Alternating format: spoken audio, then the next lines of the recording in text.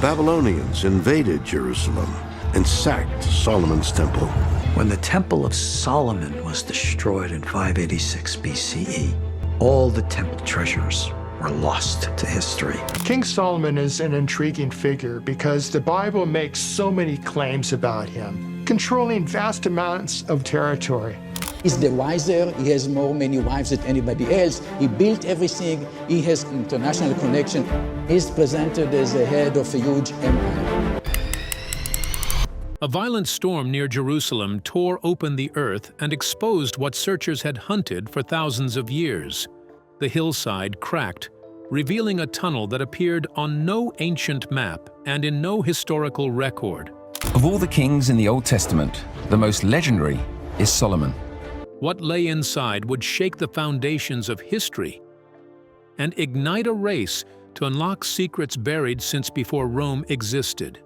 Archaeologists. You can take a piece of that and date it. The mystery of Solomon's tomb. King Solomon ruled Israel in the 10th century BCE, a time when his kingdom stretched from the Euphrates River to the borders of Egypt. Biblical accounts paint him as the wisest man who ever lived, a ruler whose judgment became the standard for fairness across generations. His wealth became legendary. Gold flowed into Jerusalem like water, and kings from distant lands traveled months just to witness his court. The Book of Kings describes a ruler who controlled trade routes connecting 3 continents. Merchant ships brought treasures from distant lands. The temple Solomon built became one of the wonders of the ancient world, decorated with so much gold that silver was considered nearly worthless during his reign. His court attracted scholars, traders, and dignitaries from kingdoms that most people in Jerusalem had never heard of. Stories of his wisdom spread even further than tales of his wealth. The famous judgment, where he threatened to split a baby in half to determine the true mother, became a teaching tool used for centuries. His proverbs were collected and studied. His understanding of nature, animals, and human behavior seemed to exceed normal human capacity. Ancient texts credit him with knowledge of languages, sciences, and even control over supernatural forces. Then a storm changed everything, and the search that had consumed generations suddenly ended in a single night. The hillside in Silwan, southeast of Jerusalem's old city, had stood unchanged for centuries. Local families had built homes on the slope children played in the narrow streets. Tourists walked past without knowing they were stepping over one of history's greatest secrets. Nobody suspected what lay beneath their feet until that night when lightning split the sky and rain hammered the ancient stone with unusual force. By morning, a crack had opened in the hillside. Workers sent to assess the damage noticed something odd. The opening led down, not into natural cave formations, but into worked stone. Someone had carved these passages deliberately. The stone showed tool marks, clear evidence of human construction. The angle of the tunnel suggested careful planning, not the random work of amateur diggers. Ground-penetrating radar revealed the scope. Tunnels branched in multiple directions, forming a maze beneath the neighborhood. The construction showed clear defensive thinking. Dead ends appeared every few meters. False passages led nowhere. Some corridors circled back on themselves, creating loops that would confuse anyone trying to navigate without a map. Someone had built this network to confuse and frustrate intruders, to protect whatever lay at the center from casual discovery. Then, researchers found the first Hebrew markings. The script dated to ancient times, using letter forms that had evolved significantly in later centuries. Linguists confirmed the writing style matched other inscriptions from the 10th century BCE. The discovery sent shockwaves through the archaeological community. This wasn't a recent construction or a medieval structure. If the text is later by several centuries, there's a big question mark whether it really reflects the reality of the time of King Solomon or, to differ, the reality of the time of the authors. This dated back to Solomon's time. The initial descent required extreme caution. Modern engineers assessed every meter of tunnel before allowing anyone deeper. The passages showed signs of age, with some sections appearing ready to collapse. Erosion had weakened certain areas. Ancient earthquakes had shifted stone blocks. Teams worked in shifts, documenting every carving, every architectural feature, every clue that might reveal who had built this place and why. The deeper they went, the more deliberate the construction appeared. This wasn't a simple tomb or storage area. Someone had invested tremendous resources into creating a puzzle, a test that had survived 3,000 years waiting for someone to solve it. The complexity suggested royal involvement. Only someone with significant resources could have commanded the labor and skill needed to create such an elaborate structure. Security became a major concern. News of the discovery leaked, despite attempts to keep it quiet. Treasure hunters began showing up at the site. Religious groups demanded access. Governments started asking questions about jurisdiction and ownership. Armed guards were posted at the entrance while officials debated what to do next. After 3 weeks of careful exploration, they reached a barrier that would test everything they thought they knew about ancient engineering. She discovered an ancient structure near Jerusalem. She turned to the Bible to help explain what she found. And she learned that this new discovery supports the biblical accounts of King David and his son Solomon. Breaking through the seal, the stone slab blocked the entire tunnel. Perfect edges showed craftsmanship that would challenge modern masons. No gaps existed around the sides. No obvious mechanism suggested how to move it. The surface had been polished smooth, creating an almost mirror-like finish despite millennia of age. The team could have used explosives or heavy equipment, but destroying such a find felt wrong. They needed to understand it first.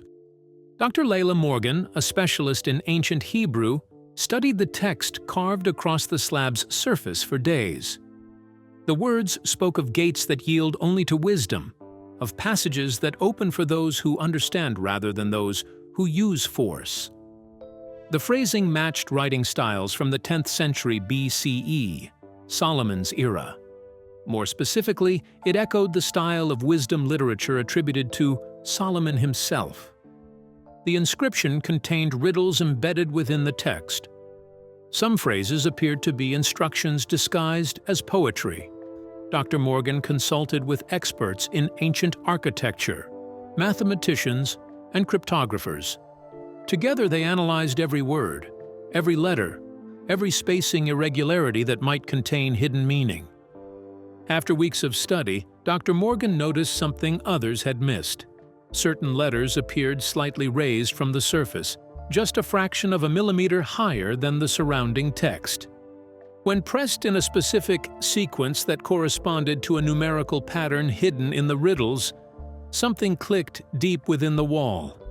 The massive slab began to shift, sliding sideways into a hidden recess that opened in the tunnel wall. The engineering required to create such a mechanism 3,000 years ago staggered the mind. Someone had carved channels in stone, created counterweights, designed a lock that would survive centuries and still function. The technology seemed advanced beyond what historians attributed to that era. Ancient air rushed out, carrying the scent of minerals and age. Temperature sensors recorded a drop as the sealed atmosphere mixed with outside air for the first time in millennia. The opening revealed a chamber beyond, and lights illuminated what no one had seen for 3,000 years. What they found inside would force every historian to reconsider what they thought they knew about the ancient world. From the time of Solomon, we have very detailed account of his building activities in Jerusalem. The palace is described in a detailed way, and then the temple is described in 3 chapters. The chamber's treasures. Gold vessels lined the walls, stacked with care that had preserved them through centuries. Each piece showed craftsmanship of the highest order. Lions and palm trees decorated the surfaces, symbols closely associated with Solomon's kingdom according to biblical texts. A golden menorah stood in one corner, its 7 branches catching the light in ways that seemed almost alive. The metalwork showed techniques that modern jewelers struggled to replicate. The sheer quantity of gold stunned everyone who saw it. Rough estimates suggested tons of the precious metal filled the chamber. At current market prices, the gold alone was worth billions. But the historical value far exceeded any monetary calculation. These weren't just valuable objects.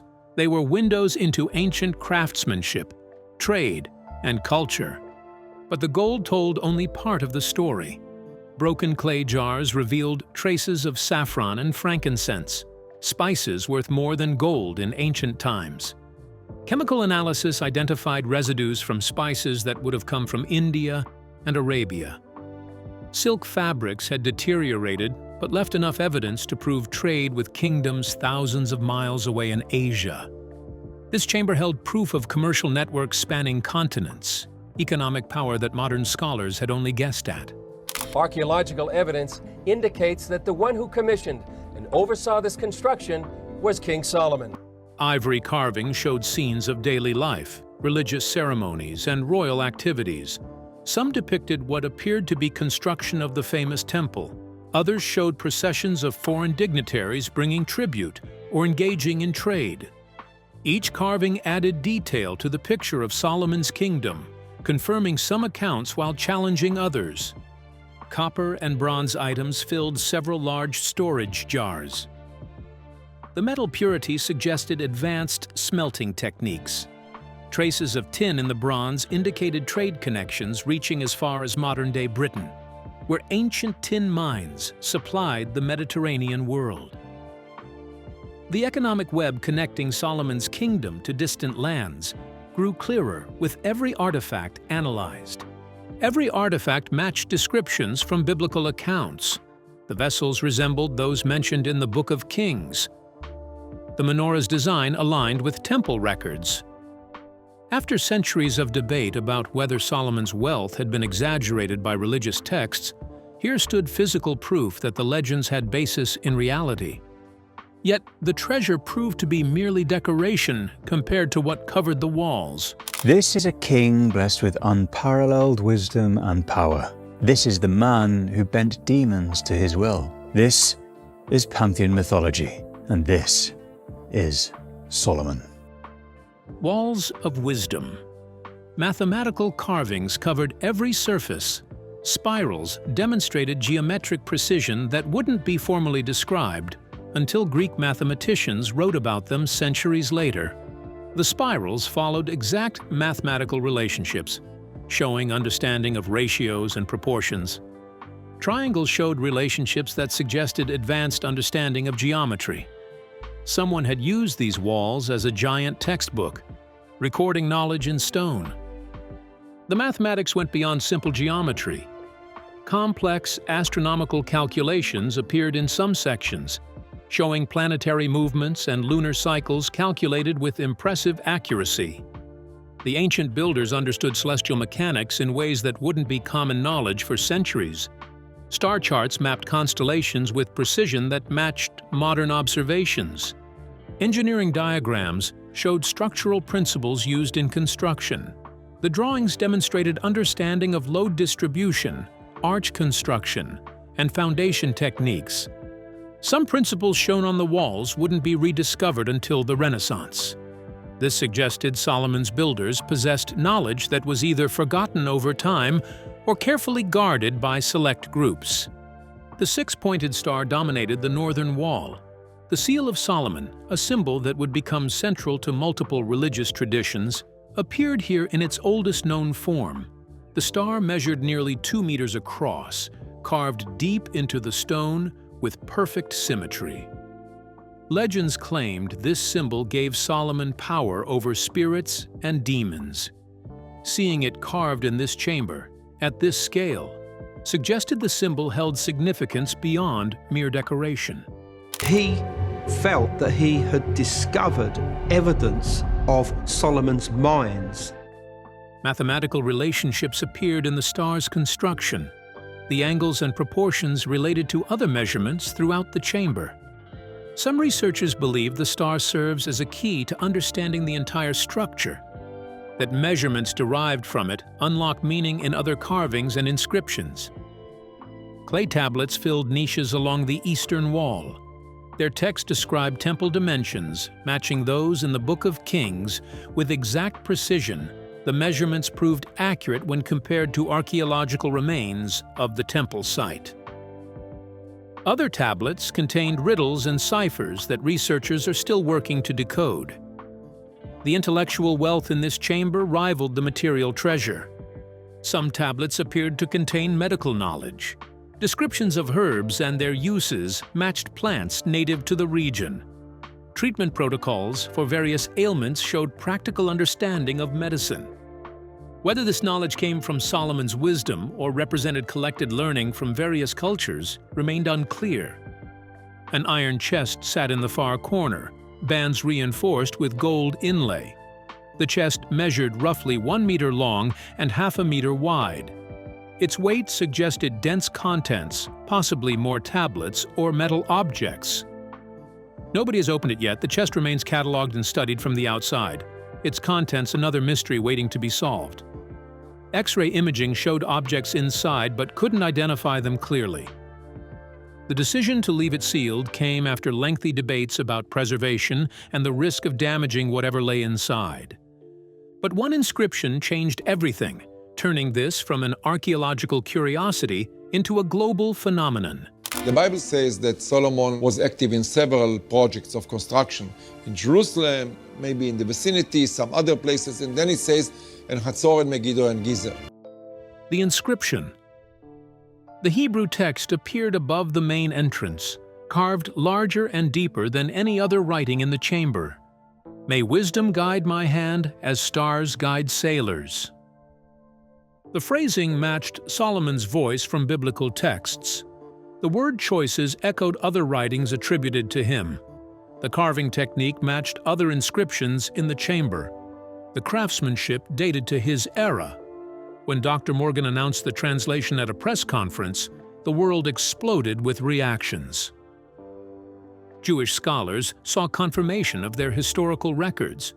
Rabbis gave sermons about the discovery, discussing what it meant for understanding ancient texts.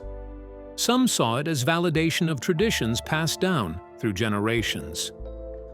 Others debated whether physical evidence should matter when faith already provided certainty. Christian theologians debated what this meant for biblical accuracy. Some denominations celebrated the archaeological confirmation of scriptural accounts. Others worried that reducing faith to physical evidence missed the deeper spiritual truths. Conferences were organized to discuss the theological implications. Muslim academics noted that Quranic descriptions of Solomon's wisdom seemed validated by physical evidence. Islamic tradition had always respected Solomon as a prophet and wise ruler. The discovery prompted renewed interest in Korningtas, Jessa, Baunanishanas. Scholars from multiple Islamic schools of thought traveled to Jerusalem to study the findings. Skeptics questioned dating methods and demanded more proof. Carbon dating of organic materials found in the chamber confirmed the 10th century BCE timeframe metallurgical analysis of the gold-matched techniques from that era. Linguistic analysis of the inscriptions aligned with other known texts from the period. The major part of this structure is still hidden, needs to be excavated. What we have in hand is less than a quarter, I would say really much less. But some critics argued that elaborate hoaxes had been perpetrated before, and extraordinary claims required extraordinary evidence. Universities launched competing studies. Research teams from a dozen countries requested access to the site. Academic journals filled with papers analyzing every aspect of the discovery careers were made, and reputations established based on new theories about the findings. Governments began quiet negotiations over who had rights to the site. Israeli authorities claimed jurisdiction based on location. Palestinian groups argued for shared control. International bodies suggested the site belonged to all humanity. The political complexity threatened to overshadow the historical significance. Religious leaders made pilgrimages to Jerusalem, hoping for access to the chamber. It's like exactly from the time of King David and Solomon. There is no question about that. The Israeli Antiquities Authority established strict protocols for visits. Only small groups with specific research purposes were allowed inside. Security concerns and preservation needs limited access, frustrating many who wanted to see the discoveries firsthand. Additional markings beneath the main inscription are still being cleaned and studied, promising more revelations to come. Layers of mineral deposits accumulated over centuries obscure some text. Careful cleaning proceeds slowly to avoid damaging the underlying stone. Each revealed section adds new information and raises new questions. Then researchers found evidence that Solomon hadn't built this monument to himself alone. But the building was still standing in Jerusalem, and people were. But the original structure, I'm sure it was from the time of Solomon. The Queen of Sheba connection. The name Sheba appeared carved next to Solomon's inscription, written with the same hand using the same tools. The letters match the style and depth of Solomon's name. Chemical analysis of the stone confirmed both names were carved at the same time. For centuries, the Queen of Sheba had existed somewhere between history and legend. Biblical and Quranic accounts described her visit to Solomon, but physical evidence had been scarce. This changed everything. The pairing of their names suggested a relationship of equals, a political and economic alliance between two powerful kingdoms. In ancient times, where one's name appeared and how it was written carried deep significance. Placing Sheba's name beside Solomon's indicated respect and partnership, not dominance or conquest. The implications rippled through academic circles. If Sheba's kingdom had been real and powerful enough to merit equal billing with Solomon, entire chapters of ancient history needed revision.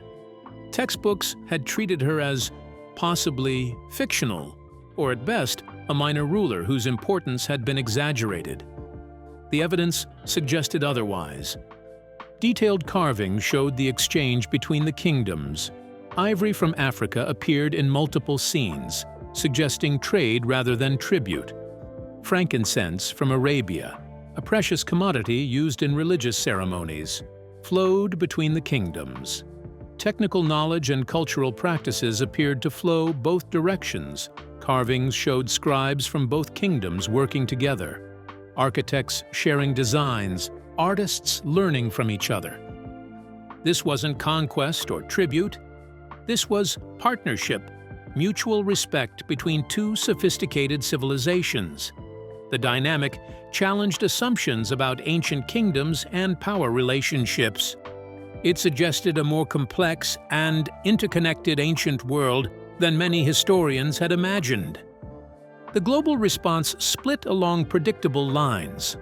Religious communities celebrated validation of their traditions. The story of Solomon and Sheba had been told in synagogues, churches, and mosques for millennia. Physical evidence, confirming the basic historical truth of their relationship, resonated deeply with believers. Political groups in various countries claimed the discoveries supported their territorial rights. Ethiopian traditions claim the Queen of Sheba ruled there and that her descendants established a royal lineage. Yemeni scholars argue that Sheba's kingdom was located in southern Arabia. Suddenly, ancient history became entangled with modern identity and politics. Scholars launched expeditions to trace trade routes and find evidence of Sheba's actual location. New excavations began in Ethiopia, Yemen, and elsewhere based on clues from the Jerusalem Chamber. The discovery sparked renewed interest in ancient African and Arabian civilizations, prompting more funding for research in those regions. But the chamber had one more secret, hidden in plain sight until careful examination revealed it. That it is built according to the same plan that the temple in Jerusalem, the Solomonic temple, was built. What the Bible is telling us, we can now see physically in archaeology. The hidden alcove. A stone partition near the western wall appeared to be solid structure until someone noticed it sat slightly forward from the wall behind it. The gap measured only a few centimeters, barely noticeable in the dim light. When moved carefully aside, it revealed a small alcove containing a single object placed on a stone shelf, a gold ring. The six-pointed star engraved on the ring matched the symbol on the northern wall. The metalwork showed extraordinary skill, with details visible only under magnification. Metallurgical analysis confirmed 10th century BCE origin. The gold purity matched other artifacts from the chamber. The craftsmanship showed techniques specific to that era and region. Every test pointed to the same conclusion. This could be the actual seal of Solomon, the legendary ring that stories claimed gave him power over the natural and supernatural world. The implications stagger the imagination. If genuine, this ring represents one of history's most legendary artifacts, an object mentioned in texts spanning multiple religions and cultures. Jewish mysticism speaks of Solomon's ring giving him control over demons. Islamic tradition describes the ring as a source of authority over the spirit world. Medieval European legends incorporated the ring into tales of magic and wisdom. Shalom to you all. This is a day of celebration. It is a lovely, most pleasant summer evening here in Jerusalem. Even without supernatural claims, the ring proves Solomon's historical existence and the reality behind generations of stories. The craftsmanship alone makes it invaluable. The symbolic significance makes it priceless. The historical importance makes it one of the most significant archaeological finds in history. The ring remains under guard in a climate-controlled facility, studied by experts who understand they're handling something that connects the modern world to ancient mysteries. Teams of specialists examine every aspect: the gold composition, the engraving techniques, the wear patterns that suggest it was actually worn, not simply created as a burial object. Security around the ring rivals that of any national treasure. Guards rotate in shifts. Multiple alarm systems protect the facility. Access requires clearance from various authorities. The ring has become as protected as it is valuable.